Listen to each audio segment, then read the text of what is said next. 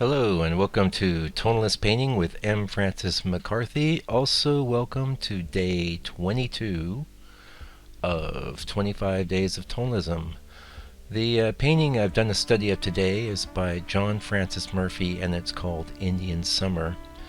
John Francis Murphy, those of you that are following the videos in the blog will know I'm a huge fan, and I don't know, I keep wavering back. He's either my second or my third favorite landscape painter of all time.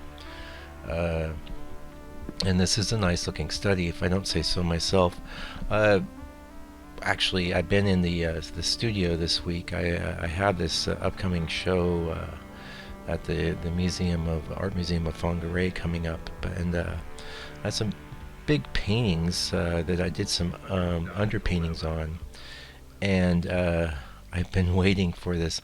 It's the first time I've done these. I think I talked about this last week, where I had this sort of weird thing where I was just going in and doing my drawing slash underpainting and then doing a fresh painting right on top. And I thought, well, I had some issues with like the black that I was using being too thin and getting kind of chromatic quality be from the redness of the board underneath. So what I thought I'd do on these next big bunch of larger paintings I'm doing is I do a drawing and let it dry. But I've done these drawings with the ivory black and my normal alkoid medium, and they just haven't been drying all week. So I've got a solution for that. I'm going to use something called Fast Matte from Gamblin. I'm going to do an ivory black that is actually a quick dry black with my alkoid medium. I suspect that I may have got a bad batch of medium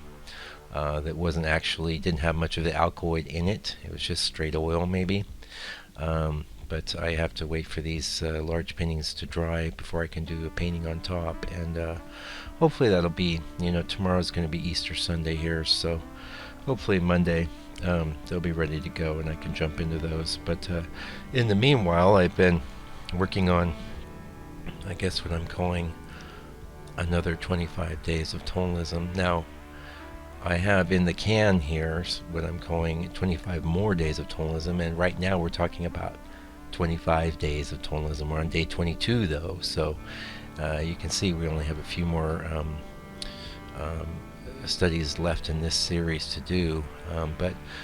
So I basically have in the can the follow-up to this series, and in the studio I'm working on the series that's going to be after that, and those I've been doing on the burnt umber boards, and I have to say I'm getting amazing, incredible results. Some of the best little studies I've ever done, and that's saying a lot.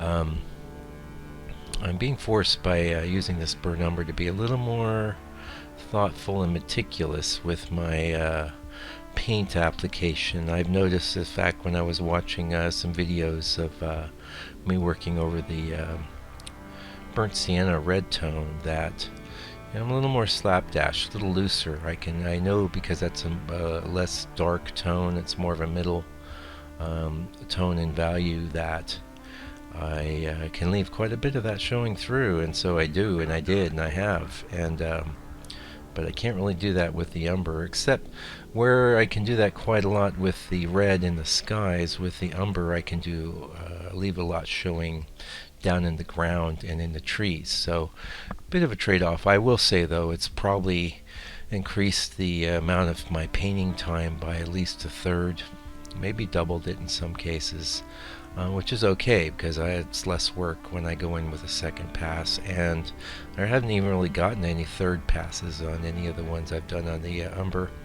As far as large paintings, I probably have done at least 12, maybe 14 on the burnt umber, ranging in size from 8 by 10 up to 12 by 16. I was fixing to get ready to do a 1622 and a couple of 1824s, but I've run into this drying issue, so like I said, I'm getting a bit of a jump on the studies, and they're really fun. It's really great. I'm loving them. I'm loving them so much I want to share them with you guys right now, but you'll probably be waiting for quite a while before you'll actually see them, seeing as I only do one of these master studies a week. That said, I'm consistent, you guys, so we will get it. And tomorrow, which is my Sunday here, I'll be sharing. Last week we did one of my paintings on one of my original paintings on the burr number, so you could definitely get a sense of how things are going for me there and the differences. And I'll be doing the same thing tomorrow, probably an 8 by 10. There's one I have in mind, Twilight Reverie, I think is what it's called, and really happy with that painting. Really like it. So I'm gonna be stoked to share that with you guys. Now, well, what else have we been talking about except what's going on in the studio? I mean, that's the thing. But this is Saturday. I was working today. I was doing a tonalist study today. It was either a Murphy or an Ines. I didn't actually read the back. Sometimes there's a big amount of crossover between those guys. It's kind of hard to tell just looking at it casually, because when Ines would work very abstractly, with just vague shapes, and sometimes Murphy would work that same way. There's a big kind of area of crossover, sort of like the one we're actually doing today. It's not a lot of distinct, rendering of actual bunches of leaves or anything. You're just getting the general tree shapes, and atmosphere is really what's determining the quality of the painting, and atmosphere and color. And so last week I did, oh my god, about, I think today is probably day 8 of this another 25 days of tonalism. So I've been getting a lot done. I've been doing maybe 2, and one day I think I had 3. No, it was 2 and some work finishing up a larger painting as well. But a very productive day for me. And like I said, I'm really loving working on the burr number, especially for these old master studies. It just seems things are really coming together. And there's a fellow that owns my main art supply store here. His name is Jim, and he owns Takapuna Art. An amazing artist, also an American. He trained a lot of artists. He was a teacher for many years. He does people, and he's a painter of a very high level, and I was calling him to place an order and talking to him about painting on the darks. And apparently he paints on the darks. He paints on the dark purple. He actually likes to paint on the background that's prepared with this dioxine purple that we talked a little bit about just last week. It's a color on my palette. I couldn't really see doing a purple ground for landscape work unless I was into some kind of really bright, weird, alien kind of landscape. It's not enough of an earth tone. I do like dioxine purple. I use it in skies mostly, and I could see using it as a shadow color. It's got me thinking. Anyway, he was saying one great thing about working that way is the darks are in place, and sort of the idea that kind of got me into this was, from some article I was reading where, Leonardo da Vinci had mentioned he was painting on black, and the reason is because light is always coming out of darkness. It's always, everything we see is dark until it's revealed by light. And so when you're painting in that way, you're kind of working in the same way that reality works, So I'm getting a lot out of it, and you guys have heard plenty about burr number. Maybe you're getting tired of it, but it's a pretty fundamental change. I've been working on the burnt sienna since at least 2009, so that's 8 years. Sometimes I would work on a blue for a nocturne, or I've tried gray for nocturnes.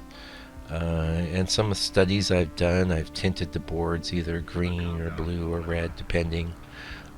If it was this kind of monochromatic or solo-chromatic thing that the painter whose study I was copying was doing, it didn't make sense to be working on burnt sienna. But I've been thinking about doing a nocturne on the burr number, but I think it's maybe not cool enough. It might be interesting to do a nocturne on black. I might try that. That might be very interesting.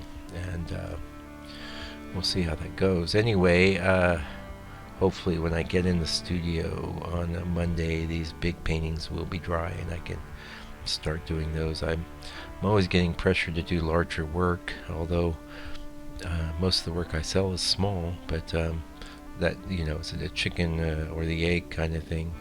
Am I selling mostly small work because I have done a lot of small work, I have a lot of small work around, or do I sell small work because that's what the market wants and can afford? Who knows? I don't know. I don't really worry about that stuff anyway. I just try and do good paintings. Anyway, I can see we're getting close to the end. Hey, thanks for joining us today for our study after John Francis Murphy of Indian Summer. This was day 22. And today, for those of you interested, was it's Saturday, April 15th, Easter weekend. So, hope you enjoyed it. And you can check out my blog and website at landscapepainter.co.nz. Also, please, subscribe to my YouTube channel if you like these videos. I keep them coming every week. So, if you're into watching people paint or paint yourself, there you go. Subscribe and sit back and enjoy. Anyway, we'll see you tomorrow with one of my own paintings. Meanwhile, take good care and stay out of trouble.